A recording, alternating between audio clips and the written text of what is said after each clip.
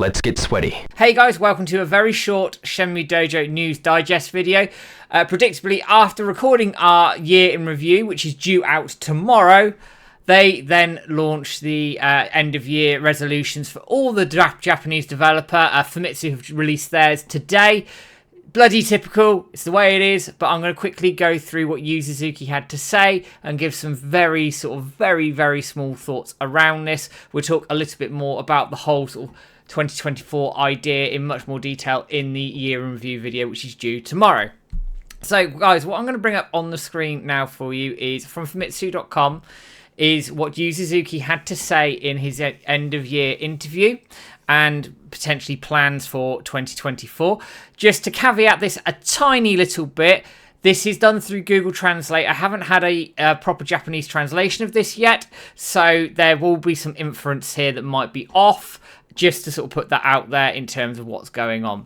So anyway, let's pull this screen down a little bit so you can see the photo of Yu Suzuki there, and you can instantly see that Google Translate is wrong at the top there, but we'll ignore that and carry on. So the keyword or keywords are create a game that you want to play. So that's very much in keeping with the interview with Ezra, that Yu Suzuki wants to complete and can make more games that people want to play. Aspiration is to form a project with screenwriters and musicians from different industries. He's talked about this a lot across his career, and again in the interview with Ezra earlier this year, he very much talked about wanting to work with screenwriters and musicians on different projects, different games, whatever, and that sort of ties in a tiny bit to Shenmue, which I'll come on to in a little bit. They talk about his recent situation. Obviously, they released Air Twister this year, and he's basically saying, please go and play it. It's an easy-to-play game, and I would wholly agree with that. And then sort of further down, he's talked about very good stories like Spy Cross Family. I don't know what that is, never heard of it. And a film collection called Juzo Itami as well, which he's liked and seems to quite enjoyed that. So it's a very short snippet, I guess, into next year. There might be one from 4Gamer coming out as well, which if it does, I will do a separate video on that as well, so you can catch up on that one.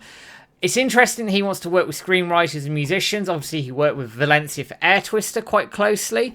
And screenwriters is very typical, actually, of the development of the original Shenmue games, where they drafted in people from all sorts of different industries to work on Shenmue. So it sounds like in his head, again, I'm guessing that he wants to adopt a similar approach for a new game, maybe Shenmue 4, Shenmue 0. Who knows? Now, it's very expensive to do something like that. It could be very aspirational, but that would be really cool to see that he's looking to get people in with expertise in story writing, expertise in that sort of area to really flesh out the stories of the games, Shenmue games or not, that he's wanting to make. And I think that's a real positive for YSNET. We all know the story in Shenmue 3, for want of a better expression, probably is lacking.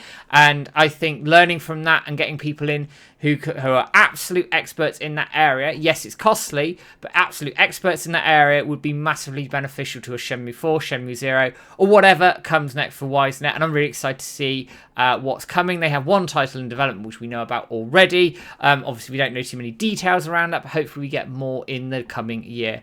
Guys, what do you think about this sort of end-of-year review? What do you think about this interview? Any thoughts, any suggestions?